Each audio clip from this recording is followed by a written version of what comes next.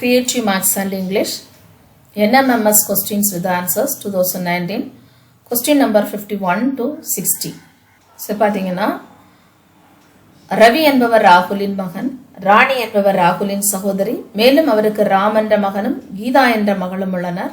ராஜா என்பவர் ராமின் தாய் மாமன். அப்ப Ravi is son of Rahul sister has a son Ram and a daughter Geeta.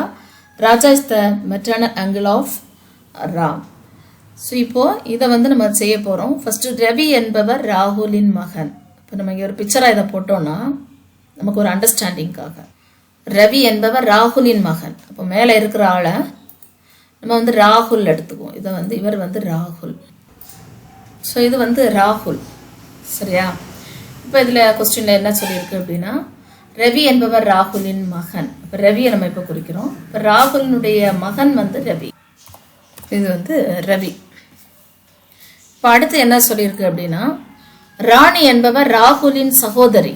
ராணி ராகுலுக்கு சகோதரி. அதையே நம்ம குறிச்சிடுவோம். ராணி ராகுனுடைய சகோதரி. இப்போ ராணியை பக்கத்தில் நம்ம போட்டுக்கோம்.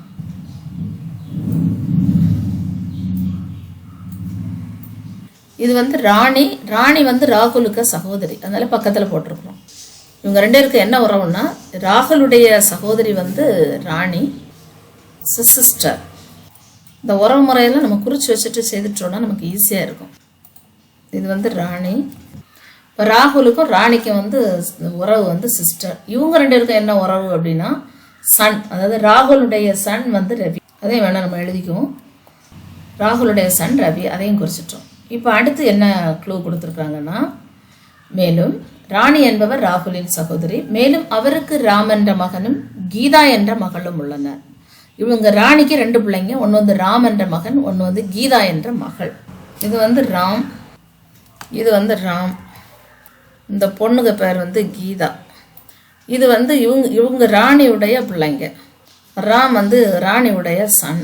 ராணியுடைய சன் ராமும், டாக்டர் கீதா. இனி அதில் என்ன சொல்லியிருக்கு அப்படின்னு பார்த்தோம்னா, ராஜா என்பவர் ராமின் தாய் மகன். ராஜாங்கிறது இன்னொரு கேரக்டர் வருது, ராஜா. ராஜாங்கிறது ராமின் தாய் மாமன். ராமுக்கு தாய் மாமன் ராஜா. அப்போ தாய் மாமனா இருந்தா ராகுலுக்கு அது சகோதரனா இருக்கணும், சரியா? பேரு ராஜா என்பவர் ராமின் தாய் மாமன். இப்போ ராஜா, இது ராஜா. இப்போ நமக்கு கொடுத்துருக்கிற டீட்டெயில்ஸ் படி இவங்க மூணு பேரும் சகோதரங்க. யாரு? ராகுல். அதான் ஒரே லைன்ல போட்டிருக்கேன். ராகுல், ராணி, ராஜா, இவங்க மூணு பேரும் சகோதரங்க. இவங்க அவங்க பிள்ளைங்க அப்படிங்கிறது வருது. இது ராஜா, சரியா? இவங்க மூணு பேரும் கொடுத்துருக்க இந்த மூணு பேரும், சரி, இவங்க மூணு பேரும் சகோதரர்கள். அதுக்கு பிறகுள்ள கதை இது. இப்போ நம்ம கொஸ்டினுக்கு வரோம். ரவி ராமுக்கு என்ன உறவு? இப்போ ரவியும் ராமும் யாரு? ரவி ராமுக்கு என்ன உறவு? ரவிங்கிறது இங்க, ராம் யாரு? இது ரவி ராமுக்கு என்ன உறவு? இந்த ரவிக்கும் ராமுக்கும் உள்ள உறவு என்ன? இப்போ இவங்க ரெண்டு பேருக்குள்ள உறவு தாய் மாமன். அதாவது இவங்க ரெண்டு பேரும் அண்ணனும் தங்கச்சியும். ஸோ தாய் மாமன் உறவு வரும், சரியா? அப்போ ராமுடைய மாமாவுடைய பையன்தான் ரவி. ராமுடைய மாமாவுடைய பையன் ரவி. ரவி ராமுக்கு என்ன உறவு? சித்தப்பா கிடையாது, மாமன் மகன். இதுதான் கரெக்டான ஆன்சராக வரும். கசின். ஸோ இங்கிலீஷில் இதை நம்ம கசின் அப்படின்னு சொல்லலாம், சரியா? ரவி ராமுக்கு என்ன உறவு அப்படின்னு கேட்டால் மாமன் மகன். இனி கீதா என்பவர் ராஜாவுக்கு என்ன உறவு? இப்போ கீதாவுக்கும் ராஜாவுக்கும் என்ன ரிலேஷன் அப்படின்னு பார்த்தீங்க அப்படின்னா, கீதாவுக்கும் ராஜாவுக்கும் கீதா ராஜா, கீதாவுக்கும் ராஜாவுக்கும் சகோதரியின் மகள், சரிதானே? ராஜாவுடைய சகோதரி ராணி, ராணியினுடைய மகள் தான் கீதா. அப்ப ராஜாவின் சகோதரியின் மகள் கீதா. ராஜாவின் சகோதரியின் மகள் தான் யாரு? கீதா. இந்த ஆன்சர் நமக்கு இருக்கான்னு பார்ப்போம். இருக்கு, சகோதரியின் மகள். இதுதான் கரெக்ட் ஆன்சர். நீஸ். சரி, இப்போ 53வது கொஸ்டின். ராஜாவுக்கும் ராகுலுக்கும் என்ன உறவு? ராஜாவுக்கும் ராகுலுக்கும். இப்போ பிக்சருக்கு வரோம். ராஜா ராகுல். இப்போ ராஜாவும் ராகுல், இந்த ராகுலும் ராஜாவும் ஒரே லைன்ல தான் இருக்காங்க. நம்ம ஏற்கனவே உங்களை சொல்லிட்டு இவங்க எல்லாருமே சகோதரர்கள். ராகுல், ராணி, ராஜா மூணு பேரும் அக்கா தம்பி தங்கச்சி அந்த மாதிரி வந்துடும், சகோதரர்கள். அப்போ ராகுலுக்கும் ராஜாவுக்கும் என்ன உறவு? சகோதர உறவு இல்லையா? அது இருக்கா பாருங்க, சகோதரன் பிரதர். ஸோ இப்போ இந்த மாடலில் இந்த 3 கொஸ்டின்ஸ். இப்போ அடுத்து என்ன மாடல் அப்படிங்கிறத பார்ப்போம். சக்தி என்பவர் தன் வீட்டிலிருந்து தெற்கு திசையில் 2 கிலோமீட்டர் தூரம் சென்று இடதுபுறம் திரும்பி 2 கிலோமீட்டர் தூரம் சென்றார். மீண்டும் இடதுபுறம் திரும்பி 6 கிலோமீட்டர் தூரம் சென்று பின் வலப்புறம் திரும்பி 1 கிலோமீட்டர் தூரம் சென்று தனது வங்கியை அடைந்தார். சக்தியின் வீட்டிற்கும் வங்கிக்கும் இடைப்பட்ட தூரம் என்ன? சக்தியின் வீட்டிலிருந்து அவரது வங்கி எத்திசையில் உள்ளது. அப்படி 2 கொஸ்டின் நமக்கு கேட்டிருக்கு. இப்போ சக்தி drives 2 kilometers towards south from his house and turns left and drives another 2 kilometers. Then he again turns left and goes 6 kilometers straight. Then turns right and drives for another 1 kilometer to reach his bank. How far is his bank from his house? The first question 54. Which direction is the bank from his house? So there are 2 questions, so we have to do it now. நமக்கு இது வந்து நார்த்னு தெரியும், இது வந்து south east. சரி, இப்போ இந்த மாதிரி நமக்கு எல்லா சைடும் நமக்கு தெரியும். இப்போ இதில் கேட்டிருக்க கொஸ்டின் என்ன சொல்லியிருக்கு அப்படின்ட்டு பார்ப்போம். சக்தி என்பவர் தன் வீட்டிலிருந்து தெற்கு திசையில் 2 கிலோமீட்டர் தூரம் நடக்கிறாரு. ஸோ சக்தியினுடைய வீடு இந்த இடம்னு வச்சுக்கோமே, சக்தியினுடைய வீடு இந்த இடம். இப்போ இங்கேருந்து ஒரு 2 கிலோமீட்டர் தூரம் நடக்கிறாரு தெற்கு நோக்கி 2 கிலோமீட்டர் நடக்கிறாரு. சரியா? ஸோ நான் இதில் 2 கிலோமீட்டருங்கிறத குறிச்சிடுறேன். 2 கிலோமீட்டர். ஸோ எகெயின் அவர் என்ன பண்ணுறான்னு பார்ப்போம். சென்று இடதுபுறம் திரும்பி 2 கிலோமீட்டர் தூரம் சென்றார். திருப்பி இடதுபுறம் திரும்புகிறாரு. இடதுபுறம்னு சொல்லும்போது நம்ம இப்படி நடந்து வரும்போது நம்மளுடைய இடது கை பக்கம் அப்படின்னு சொல்லும்போது எங்கே வரும்? ஸோ இடதுபுறம் திரும்பி 2 கிலோமீட்டர் நடக்கிறாரு. சரியா? இது நமக்கு 2 கிலோமீட்டர். இப்போ என்ன பண்ணுறாங்க அப்படின்னு பார்த்தீங்கன்னா, மீண்டும் இடதுபுறம் திரும்பி 6 கிலோமீட்டர் தூரம் சென்று வலதுபுறம், அப்போ மீண்டும் இடதுபுறம் திரும்புகிறார். இப்போ இப்படி வரும்போது இடதுபுறம்னா நம்ம மேலே இல்லையா? இப்போ மீண்டும் இடதுபுறம் நான் இப்படி நடக்கும்போது எனக்கு இடதுபுறம்னு சொல்லும்போது மேலோடி நடக்கணும். இடதுபுறம் என்னுடைய கையினுடைய இடதுபுறம் அப்படின்னு சொல்லும்போது மீண்டும் நான் என்ன செய்வேன்? மேல் நோக்கி நடப்பேன். அது எவ்வளோ நடக்கிறேன்னா 6 கிலோமீட்டர் நடக்கிறேன். அதுக்கு பிறகு மீண்டும் இடதுபுறம் 6 கிலோமீட்டர் தூரம் சென்று பின் வலதுபுறம் திரும்பி 1 கிலோமீட்டர் தூரம் சென்று தனது வங்கியை அடைந்தார். இப்போ வலதுபுறம், இப்போ நான் வந்து இங்கே இருந்து வலதுபுறம் திரும்பணும்னா மேலே போகும்போது என்னுடைய வலது கை பக்கம் நான் திரும்புகிறேன். திரும்பும்போது நான் எப்படி போவேன்னா இப்படி போவேன். இது வந்து 1 கிலோமீட்டர். இப்போ இங்கே பேங்க் இருக்குது, இந்த இடம் தான் பேங்க். இப்போ இந்த இடத்துல பேங்க் இருக்குது, பேங்கை வந்து அடைஞ்சாச்சு. இது அவனுடைய வீடு, ஹவுஸ். சரியா? கொஸ்டின் என்ன நம்ம பார்ப்போம். ஃபர்ஸ்ட் கொஸ்டின், சக்தியின் வீட்டிற்கும் வங்கிக்கும் இடைப்பட்ட தூரம். இப்போ நீங்க இதுல இருந்து இப்படி கண்டுபிடிக்கிறது, இந்த இடத்துல இருந்து இந்த பேங்க் இருக்கக்கூடிய தூரம் தான் கண்டுபிடிக்கணும். இப்போ இது சுத்தி போனது தான் இவ்வளவு தூரம். இப்போ டைரக்டா இதுல இருந்து போனா வேற கிடைக்கும் இல்லையா? ஸோ அதை எப்படி வரும்னா, இப்போ இதுல இருந்து நான் ஒரு லைன் போட்டேன்னு வைங்களா, பேங்க் வரைக்கும் இந்த மாதிரி ஒரு லைன், இந்த தூரத்தை தான் நம்ம கண்டுபிடிக்கணும். ஸோ இந்த மாதிரி எனக்கு ஒரு ரைட் ஆங்கிள், ஸோ எனக்கு இந்த மாதிரி ஒரு ரைட் ஆங்கிள் ட்ரையாங்கிள் கிடைக்கும். இது நான் ஏன்னு குறிக்கிறேன், இது ஏ, இது பி, இந்த இதை வந்து சி அப்படி குறிச்சிருக்கிறேன். இப்போ ஏபி டிஸ்டன்ஸ் எனக்கு என்னன்னு தெரியணும். ஏபி ஈக்குவல் டு, இப்போ இதுலேருந்து இது வரை 2 கிலோமீட்டர், இந்த இதுலேருந்து இது வரை 1 கிலோமீட்டர் நமக்கு தெரியும். இதுலேருந்து இது வரை 2 தானே, இப்போ இது 2, நீ இதுலேருந்து இந்த பாயிண்ட் வரை எவ்வளவு 1 கிலோமீட்டர். அப்போ டோட்டலி ஏ வந்து எனக்கு 3 சென்டிமீட்டர் கிடைக்குது. இனி பார்த்தீங்கன்னா பிசி எவ்வளவா இருக்கும் அப்படிங்கிறத பார்ப்போம். இந்த பாயிண்ட்லேருந்து இது வரைக்கும் எனக்கு எவ்வளவு 6 கிலோமீட்டர். அதில் இதுலேருந்து இது வரைக்கும் எனக்கு 2 கிலோமீட்டர்.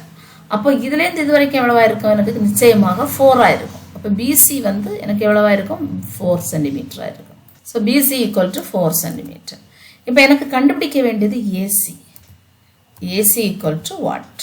இப்போ இதை இங்கே செய்ய போகிறோம். இப்போ நீங்கள் பார்த்தீங்கன்னா, சரி, இப்போ இவ்வளோத்தையும் நீங்கள் பார்த்தீங்கன்னா இதில் ஒரு ரைட் ஆங்கிள் ட்ரையாங்கிளில் நமக்கு 2 சைடு தெரியும். இனி ஏசி ஹைப்போட்டனிஸ் சைடாக கண்டுபிடிக்கணும். அப்படி இருக்கும்போது நமக்கு தெரியும். So we know the Pythagoras theorem. So the square of the hypotenuse is equal to the square of the other 2 sides. the square of the other two sides. So AC squared equal to AB squared, இது வந்து Pythagoras theorem, சரியா, plus BC squared. AB squaredங்கிறது AB இனுடைய value நமக்கு 3 ன்னு தெரியும், 3 squared. BC உடைய value 4 squared, 4. So 3 squared plus 4 squared, that is equal to 3 squaredங்கிறது 9 plus 4 squaredங்கிறது 16. So that is equal to நமக்கு என்ன கிடைக்கும், 25 கிடைக்கும். இப்போ AC equal to ஒரு ஸ்கொயர் ரூட், ஸ்கொயர்ல இருந்து நமக்கு ஸ்கொயர் நீக்கி AC கிடைக்கணும்னா 25க்கு நம்ம ஸ்கொயர் ரூட் எடுக்கணும். ஸோ நமக்கு AC இதுக்கு ஸ்கொயர் ரூட் எடுத்தா இதில் என்ன வரும் பார்த்தீங்கன்னா 25, square root of 25, that is equal to 5 அப்படின்னு கிடைக்கும். ஸோ ஆன்சர் நமக்கு 5 is the right answer. There 5 is the right answer. 5 kilometre இதுதான் கரெக்ட் ஆன்சர். இந்த மாதிரி இதை செய்து பார்த்து நம்ம போடணும், சரியா. இனி சக்தியின் வீட்டிலிருந்து அவரது வங்கி எத்திசையில் உள்ளது, வடக்கா, வடகிழக்கா, கிழக்கா, வடமேற்கா, north, north east, east, north west. So இப்போ அந்த பிக்சர் நம்ம பார்த்தோன்னா நமக்கு தெரியும். இப்போ இது வந்து தெற்கு இந்த பக்கம் இருந்தால் இந்த நார்த் வந்து இது டைரெக்டாக மேலேன்னா இது நார்த்துன்னு சொல்லலாம். ஆனால் இது இருக்கக்கூடியது பேங்க் இந்த இடம், அதாவது இந்த பக்கம் நார்த்து, இந்த பக்கம் நமக்கு தெரியும் ஈஸ்ட்னு தெரியும். அதுக்கு ரெண்டுக்கும் இடையில இருக்குது. அப்போ நமக்கு என்ன சொல்லலாம், நார்த் ஈஸ்ட் அப்படின்னு சொல்லலாம். இது எங்கே இருக்குது, பேங்க் எங்கே இருக்குது, நார்த் ஈஸ்டில் இருக்குது, சரியா. அப்போ அதாவது வடகிழக்கு. சரி, இப்போது 7, 8 இப்போ இதில் நிறைய, இப்போ இந்த மாடல் முடிஞ்சிச்சு. இப்போ அடுத்ததில் என்னென்னா ரொம்ப ஈஸி தான். 7 நிறைய நம்பர் கொடுத்துருக்காங்க பாருங்கள். 7, 8, 9, 7, 6, 5, 3, 4, 2, 8, 9, 7, 2, 4, 5, 9, 2, 9, 7, 6, 4, 7 கொடுக்கப்பட்ட எண் தொடரை படித்து வினாயன் 56 மற்றும் 57க்கு விடையளி. Read the sequence and answer the questions 56 and 57. 9ஐ முன்னதாகவும் 6ஐ பின்னதாகவும் கொண்ட ஏழுகளின் எண்ணிக்கை. How many sevens are preceded by 9 and followed by 6 அப்படின்னு இருக்கு. அப்போ நமக்கு முன்னாடி உள்ளது 9. அப்போ அதாவது அவங்க எதை மீன் பண்றாங்கன்னா, முன்னாடி இருக்கக்கூடிய நம்பர் 9 ஆகவும் நடுவில் 7 ஆகவும் இதுக்கு அடுத்து இருக்கக்கூடிய நம்பர் 6, அப்படி இருக்கக்கூடிய நம்பர்ஸ் எத்தனை இருக்கு அப்படிங்கிறது கேட்குறாங்க. இப்போ இங்கே நம்ம செக் பண்ணுறோம், இங்கே 7க்கு அடுத்து 8 இருக்கு, ஆனால் இங்கே ஒரு 9, 7, 6 இருக்கு பார்த்தீங்களா. அதே மாதிரி இங்கே 3, 2, 4, இது 9, 7, 2 இருக்கு, அப்போ அது வராது. அப்படியே 9, 2, 9 இருக்கு, வராது.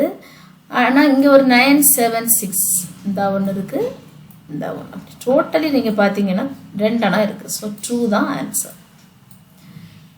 இது வந்து 56. இனி எந்த எண் அதிக எண்ணிக்கையில் உள்ளது, எது ரொம்ப நிறைய இருக்குது. அப்போ அதுக்கு நம்ம எழுதி தான் பார்க்கணும். இங்கே என்னென்ன எண் இருக்குதுன்னு பார்த்தீங்கன்னா 1 இருக்கான்னு பார்க்கணும், இல்லை, ஆனால் 2 இருக்குது. இப்போ நம்ம இதை எழுதணும்னா, இப்போ இதில் 2 எத்தனை தடவை இருக்குது, ஸோ இதில் 2 எத்தனை வாட்டி இருக்குன்னு பாருங்கள்.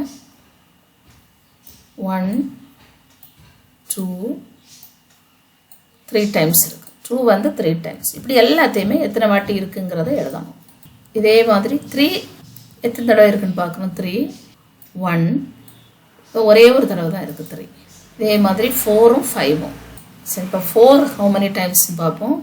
1, 2, 3 டைம்ஸ். 4 வந்து 3 டைம்ஸ். இப்போ 5 எத்தனை வாட்டி இருக்குன்னு பார்ப்போம். 1, 2 தான் இருக்குது, 2 டைம்ஸ். 6 எத்தனை வாட்டி இருக்குன்னு பார்ப்போம். 1, 2 டைம்ஸ் இருக்குது 6. 7 எத்தனை வாட்டி இருக்குன்னு பார்ப்போம். 1, 2, 3, 4, 5 டைம்ஸ் இருக்குது 7. 1, 2, 3, 4, 5, 7, 5 டைம்ஸ் இருக்குது. இனி 8 வந்து எத்தனை வாட்டி இருக்குன்னு பார்ப்போம். 1, 2 டைம்ஸ் இருக்குது 8. லாஸ்ட்டாக 9 எத்தனை டைம்ஸ் இருக்குன்னு பார்ப்போம். 1, 2, 3, 4 டைம்ஸ் இருக்குது. 9 வந்து 4 டைம்ஸ். இப்போ இதில் நிறைய இருக்கக்கூடியது இந்த 7 வந்து 5 டைம்ஸ் இருக்குது. இப்போ நம்ம ஆன்சர் எப்படி எழுதலாம்னா, which digit comes maximum number of times? 7. இப்போ 7 தான் அதிக எண்ணிக்கையில் உள்ளது. இந்த 7 தான் அதிக எண்ணிக்கையில் உள்ளது, சரியா.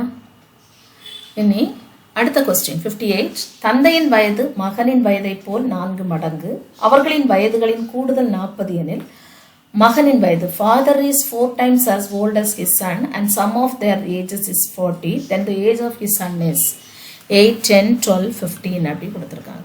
இப்போ the son of the father's age நம்ம எக்ஸ்ன்னு எடுத்தோம்னா father's age ஸோ எக்ஸ்ன்னு எடுத்தேன்னா மகனின் வயதை போல் 4 மடங்கு. அப்போது அப்பாவுடைய வயசு எப்படி இருக்கும்னு பார்த்தீங்கன்னா x equal to 4x இருக்கும். x equal to 4x. இனி இவங்க 2 பேருடைய வயசையும் ஆட் பண்ணா இந்த எக்ஸையும் இந்த x plus 4x இவங்க 2 பேருடைய வயசையும் நம்ம ஆட் பண்ணோம்னா இவங்க 2 பேரையும் நம்ம ஆட் பண்ணோம்னா நமக்கு வந்து எவ்வளோ கிடைக்குமா 40 கிடைக்குமா. இப்போ x plus 4x நமக்கு என்ன 5x கிடைக்கும் இல்லையா. ஸோ 5x equal to 40 அப்படின்னா x equal to என்ன வரும் இதிலேயே வச்சு நம்ம கட் பண்ணிடலாம். இதில் வச்சு கட் பண்ணால் 1 5 is 5 இதில் என்ன கிடைக்கும் 8. So x equal to 8 is the answer. This is the answer. இனி நாளை மறுநாள் புதன்கிழமை எனில் நேற்றைய முன்தினம் என்ன கிழமை. நாளை மறுநாள் இப்போ எல்லா நாட்களையும் நம்ம எழுதி வச்சுட்டோம். இங்கே இப்போ கொஸ்டின் என்னன்னா if the day after tomorrow is Wednesday, அதாவது வெனஸ்டே த டே ஆஃப்டர் டுமாரோ அப்படி வரும்போது இந்த மண்டேக்கு அடுத்த நாளுக்கு அடுத்த நாள் இந்த அர்த்தம். மண்டேக்கு நெக்ஸ்ட் டே ஆஃப்டர் டுமாரோ இப்போ இது வெனஸ்டே ஆகியிருந்தா தென் த டே பிஃபோர் எஸ்டர்டே. இப்போ நம்ம பேசுகிற நாள் மண்டே, த டே பிஃபோர் எஸ்டர்டே, அதாவது டே பிஃபோருங்கிறது சண்டே, அதுக்கும் எஸ்டர்டேன்னு சொல்லும்போது Saturday. So Saturday is the answer. அதாவது இதுக்கு முந்தின நாள் இது. ஆனால் என்ன கேட்டிருக்குன்னா தென் த டே பிஃபோர் எஸ்டர்டே, நேற்றைக்கு முன்னாடி உள்ள நாள். இப்போ அது வந்து கண்டிப்பாக என்னவாக தான் இருக்கணும் சாட்டர்டேயாக தான் இருக்கும். So answer is Saturday. இன்னும் கடைசி கொஸ்டின் என்ன சொல்லியிருக்குன்னா ஒரு பண்ணையில் சில கோழிகளும் ஆடுகளும் உள்ளன. அவற்றில் கால்களின் எண்ணிக்கை 84 மற்றும் தலைகளின் எண்ணிக்கை 27 எனில் அந்த பண்ணையில் உள்ள கோழிகளின் எண்ணிக்கை எத்தனை அப்படின்னு question. Some hens and goats live in a farm. There are 84 legs and 27 heads. Then the number of hens is அப்படிங்கிறது கொஸ்டின். அதாவது கொஞ்சம் கோழியும் கொஞ்சம் ஆடும் இருக்கு. அவற்றின் கால்களின் எண்ணிக்கை 84 மற்றும் தலைகளின் எண்ணிக்கை 27. இப்போ நம்ம இதை செய்தோம்னா இப்போ கால்கள் தலை வந்து கோழிக்கும் ஒரு தலை தான் இருக்கும், கோட்டுக்கும் ஒரு தலை தான் இருக்கும். ஸோ நம்ம இந்த கோட்டை ஜீன் எடுக்கிறோம், ஹென்னை ஹைட்ஸ்ன்னு எடுக்கிறோம். இல்லை நம்ம ஏபின்னு எடுத்தால் கூட தப்பு இல்லை. இப்போ கோட்டை வந்து நான் ஜீன் எடுத்தேன்னா இந்த ஜி ப்ளஸ் ஹெய்ட்ஸு. ஸோ அதாவது தலைகள், இந்த தலையை மட்டும் நான் எடுக்கும்போது ரெண்டுக்கும் ஒவ்வொரு தலைகள் வந்து ஒவ்வொன்று தான். கோட்டுக்கு ஒரு தலை தான், ஹென்னுக்கும் ஒரே தலை தான். இப்போ 27 ஹெட்ஸ்ன்னு அப்படி வந்துடும். இனி அடுத்து என்னன்னா லெக்ஸ்ன்னு சொல்லும்போது கோட்டுக்கு வந்து நம்ம அது ரொம்ப கவனமாக இருக்கணும். கோட்டுக்கு வந்து நமக்கு எத்தனை லெக்ஸ் வந்து 4 லெக்ஸ் வரும், ஹென்னுக்கு வந்து 2 லெக்ஸ் தான் வரும். சரிதானே. அப்போ நான் அதை வந்து எப்படி எடுக்கிறேன்னா 4G. ஏன்னா கோட்டுக்கு வந்து 4 கால்களும் கோழிக்கு வந்து 2 கால்களும். அப்போ மொத்தம் எவ்வளவு கால்கள் இருக்குது அப்படின்னா 84 இருக்குது. மொத்தம் எவ்வளவு கால்கள் இருக்குது 84. டோட்டல் நம்பர் ஆஃப் லெக்ஸ் கோட்டுக்கு 4 கால், ஹென்னுக்கு 2 கால். அதனால 4G + 2H. இப்போ இதை இந்த இக்குவேஷனை நம்ம சால்வ் பண்ணும்போது நமக்கு எத்தனை ஹென் இருக்குது எத்தனை கோட் இருக்குது அப்படிங்கிறது நமக்கு தெரியும். இப்போ இதை நான் வந்து என்ன பண்ணுறேன் அப்படின்னா இதை ஃபர்ஸ்ட் உள்ளதை ஃபர்ஸ்ட் இக்குவேஷன் அப்படி எடுக்கிறேன், இதை வந்து செகண்ட் இக்குவேஷன். இதை சால்வ் பண்ணுறதுக்கு இப்போ வந்து ஏதாவது ஒன்று வந்து ஈக்குவல் ஆகணும். அப்போ ஃபர்ஸ்ட் இக்குவேஷனை நான் என்ன பண்ணுறேன்னா ஒரு 2ஆல் மல்டிப்ளை பண்ணால் இங்கே எனக்கு 2H கிடைக்கும். ஸோ ஃபர்ஸ்ட் இக்குவேஷனை 2ஆல் நான் மல்டிப்ளை பண்ணும்போது எனக்கு கிடைக்கக்கூடியது இதை, அதாவது இதுக்கு மீனிங் என்ன அப்படின்னா இதை நான் 2ஆல் மொத்தமாக 2ஆல் மல்டிப்ளை பண்ணுறேன். பண்ணும்போது எனக்கு என்ன கிடைக்கும்னு பாருங்கள். 2G கிடைக்குமா, 2 into G 2G plus 2 into H 2H. So that is equal 2 into 27 54. Next இதை அப்படியே எழுதலாம் 4G plus 2H. இப்போ இதை நம்ம சால்வ் பண்ணணும்னா இதை சால்வ் பண்ணும்போது மைனஸ் பண்ணணும், எல்லாத்தையுமே வந்து மைனஸ் பண்ணணும். பண்ணும்போது இது மைனஸ் ஆகும், இது மைனஸ் ஆகும், இது மைனஸ் ஆகும். இப்போ இங்கே எனக்கு என்ன கிடைக்கும்னா -2G equal to 4 - 4 0 ஆயிரும். 8ல் 5 போனால் 3 ஆகும், -3 ஆகும். So G equal to -30 by -2. இதில் மைனஸ் மைனஸ் என்ன ஆகணும் கேன்சல் ஆகும். 1 2 is 2. இது வந்து என்ன ஆகும் 15. இப்போ G equal to 15 அப்படி கிடைக்கும். கோட் வந்து 15. இப்போ டோட்டலாக வந்து இருக்கக்கூடியது 27. there are 27 ஹெட்ஸ் இருக்குது. அப்போ G இதுவாக இருந்தால் ஹென் எவ்வளவா இருக்கும் அப்படிங்கிறதா நமக்கு கொஸ்டின். இப்போ ஜி இந்த இடத்துல ஃபர்ஸ்ட் ஈக்குவேஷனில் இதை போட்டோன்னா இப்போ 15 ப்ளஸ் ஹெச் ஈக்குவல் டு 27. இப்போ H equal to hence equal to 27 minus 15. நமக்கு என்ன கிடைக்கும்? 12 கிடைக்கும். அப்போ 12 தான் answer. So 12 hens are there அப்படின்ட்டு தான் ஆன்சர் வரும். 12 hens are there. I hope you have understood these questions. Thank you, dear students.